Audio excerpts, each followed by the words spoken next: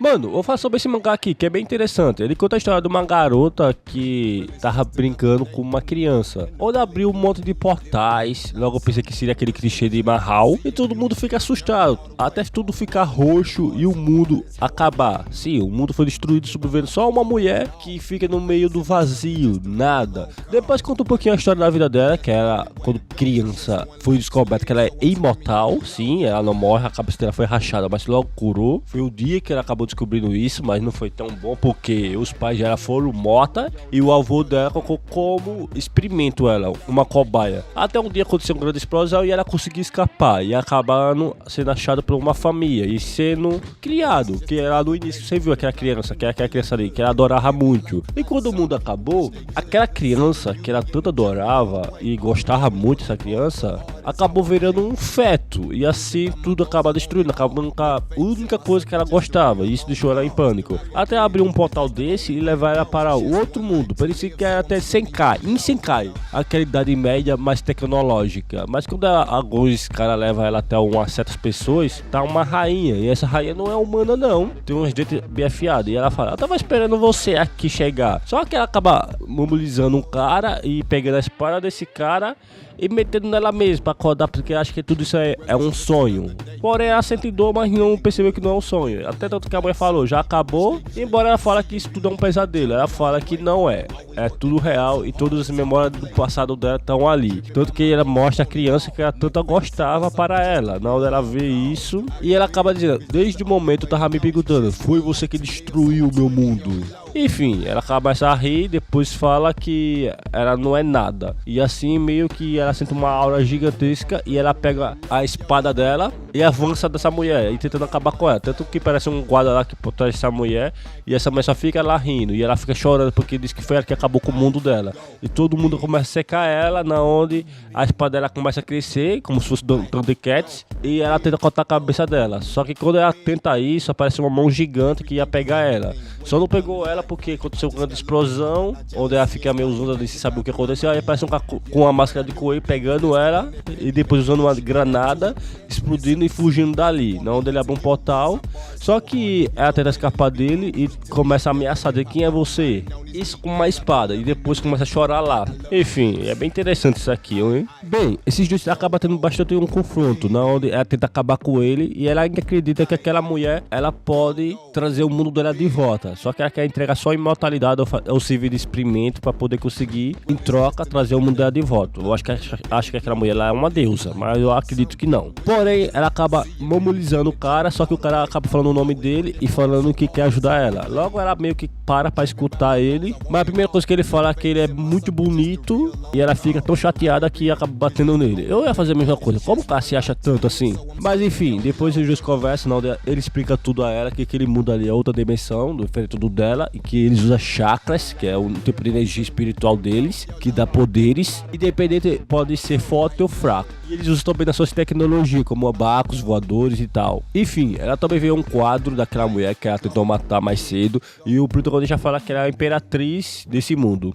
Não só isso, como ela também é adorada como uma deusa. Ela é a única deusa desse mundo, como é falado pelo protagonista aí também. E esse cara acaba falando também que ela é uma imortal, que ela não consegue morrer, mesmo jeito dela. Bem, ela acaba se fazendo várias perguntas porque quer ela, porque se ela é imortal, não tem como ganhar com a imortalidade. E aliás, ela coloca mais ainda a culpa dela por destruir o mundo dela. Mas enfim, ela acaba trombando com um lobo ou um bicho espécie fera, onde ela fica surpresa porque ela nunca viu uma raça desse tipo de monstro no mundo dela, porque ela pensou que o mundo era igual ao dela. Mas aparece um cara que parece ser um comandante e onde ele ganha uma posição porque alguém acabou morrendo, e eu acredito que ele vai querer capturar a garota. Enquanto isso, o lobo, com muita raiva, tenta atacar os dois. Eles dois tentam brigar, na hora do cara começa a se exibir dizendo que vai acabar com eles bem rápido. Só que ele acaba levando um na cara e acaba sendo derrotado. Tanto que ela pensa, ele não era um general, um comandante, mais ou menos isso. Mas mesmo assim, ela começa a atacar esse lobo. Só que ela leva um caceta da bexiga, ela apanha, porque ela, mesmo sendo imortal, é humana. Enquanto isso, os comparsas desse lobo estavam pedindo dinheiro, uma família, porque eles são agiotas. Aí eles estavam pedindo dinheiro, só que eles não tinham. Então carregaram os fios dessa família. Enquanto a moça imortal, ela acaba sendo derrotada e cai no chão ali, perto do corpo do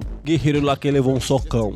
E depois parece os amigos desse lobo, aí, os agiotas agiota que pegaram as crianças. E ele pretende pegar essas crianças e levar embora. E tanto que ela lá pergunta, vai fazer o que com essas crianças? Ele fala, isso não é da tua conta. Aproveite que você sobreviveu e vaza daqui. Enfim, ela fica extremamente com raiva e quer acabar com ele. Mas o cara que levou um socão estava ali acordado e conversa com ela. Na hora ela pensou, eu tenho que descobrir sobre esse mundo mais. Tanto que esse cara será útil. E ela pergunta, quem é você? Ele fala que é um justiceiro do bem que quer salvar as pessoas. Ela não acredita, com certeza. Mas porém é um cara que pode ser usado, então ela diz, tudo bem. E ele pergunta, o que você quer fazer agora? Ela fala que quer derrotar esses caras e salvar as crianças. E é exatamente isso que ele faz. Ele acaba derrotando o lobo e arrancando o braço do lobo. Literalmente. Então ele era forte, ele só fingiu ser fraco. Os outros dois acabaram deixando barato e atacando ele também. Não foi boa ideia porque ele acabou detendo eles dois também, matando os dois. Depois aqui nós descobrimos uma coisa bem interessante, que na verdade a aparência desses bichos é humano. Eles não são monstros como é parecido.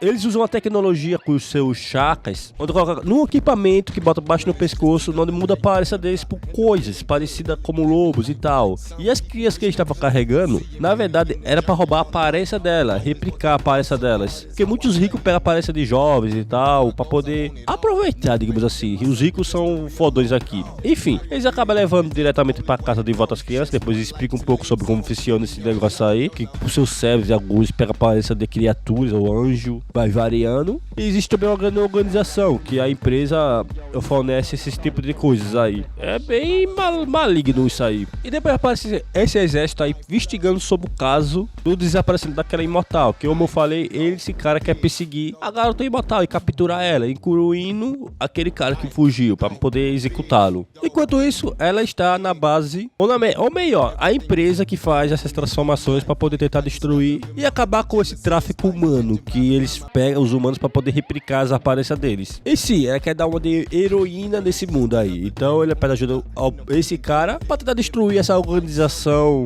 que rouba a aparência dos outros. E subindo lá, ela acaba encontrando um monte de gente esquisita. Parece que todo mundo cata de Guiú. Eles acabam derrotando alguns carinha ali e pegando a roupa dele para ir disfarçar. Mas uma coisa interessante que eles também descobrem é que eles também têm um cruzeiro, onde eles pagam, ou melhor, pegam os escravos e mudam a aparência dele para um monstro e bota para gladiar entre si, se matarem na forma monstruosa. Bem, ela quer invadir a arena de gladiadores. Até o momento que aparece um cara lá que derrubou sem querer um negócio divino na roupa de um ricaço que tá vestido de elfo. E esse cara acaba sendo levado para algum canto. Ela pergunta até para outro cara trabalhador onde ele está levando, que é para a arena, porque se cometer um erro, eles são mandados para a arena. Então ela percebeu que tem um jeito de ir para a arena. Então ela vai lá e soca o cara do cara, com a cara bem satisfatória. E com isso, ela e aquele cara que derrubou o vinho na roupa do elfo lá é levado para a arena, vai levar para a arena onde tá o executivo dessa empresa assistindo. E é isso que ela quer encontrar. E quando chegando lá, ela vê uma matança daquelas, bem grande mesmo, cheia de sangue. E chegando lá, acaba encontrando uma das organizadoras que explica as regras e tudo mais, e eles dois vão morrer. Acredita que vai dar para os monstros comer eles dois, para poder dar o início ao show.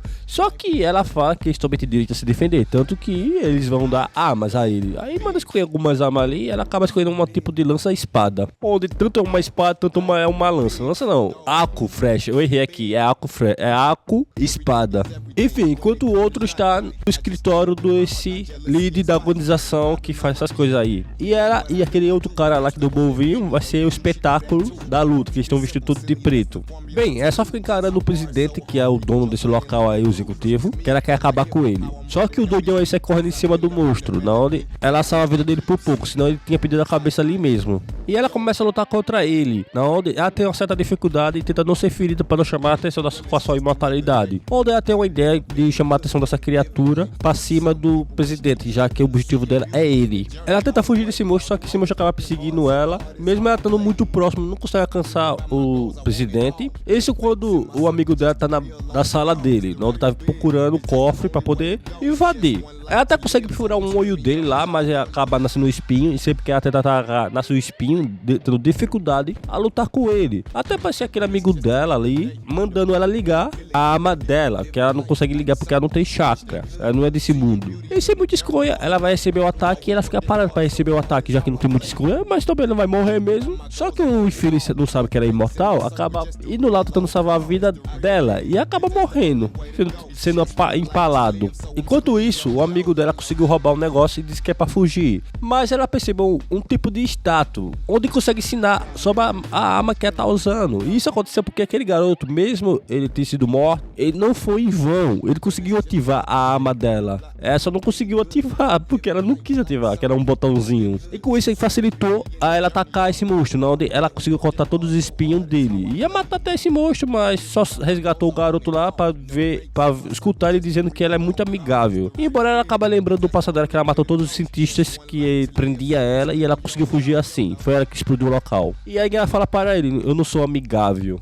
Mas ela acabou falecendo. Mas ela também começa a escutar várias vozes por causa de um cara que solta um negócio que ela diz, me mate, me mate. Onde ela consegue fundir as duas partes, que é da espada, se tornando um arco e flecha. Onde ela consegue utilizar finalmente os seus poderes de chakra. E assim atravessando o corpo dessa criatura. E o som de parou de dizer, me mate, me mate. Quem falava isso era o próprio monstro. Provavelmente estava sendo controlado e estava querendo morrer. E assim, os 9 capítulos que tinha acabou, porque só tem 9.